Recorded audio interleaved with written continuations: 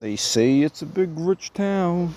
Oh yeah, I just come from the poorest part. Welcome back, guys, to Fog Entertainment, and we're here discussing potentially another Power Book spin-off. Oh yeah, oh aye.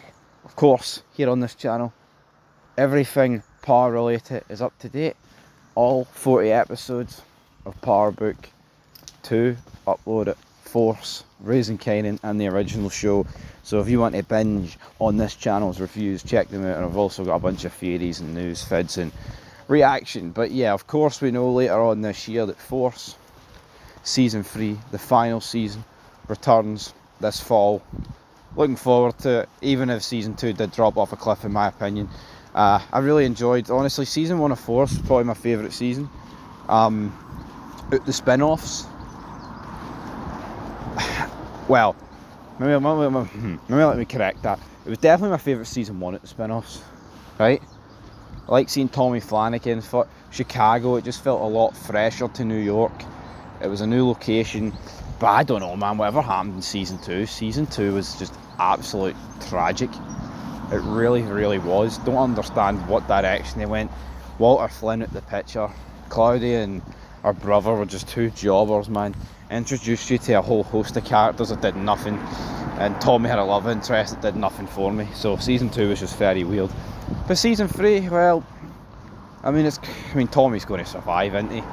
It's all a bit predictable. It's like, see, if you were actually genuinely going into Force believing that Tommy could die, and that there's big rumours that Tommy Egan, Joseph Sikora's fell out with the producers or something. You're like, oh, bit of intrigue here, but there's no real characters that are in it that make you go, oh, this is going to be mental. Now, saying that, I guess we do have confirmation that Tariq and Braden are going to be in it. But again, Tommy Egan's like this badass character, lone wolf at times, right? Can take down tens of men at once by himself, and here he is getting his best friend's family, and I say family, like a bunch of kids in the game, a bunch of guys that are like 20, and that's the thing, I don't think Tariq and Braden have really fucking aged or appeared to get much older since they were first introduced. Like, they're still like 5'6" and just look like Diddy, man, which is kind of funny. So part of me just can't really take that element serious. Don't know if I'm the only one that thinks that, but it's like, it's weird. Like, even by the end of original Power, the guy that plays Tariq is like, what, 20?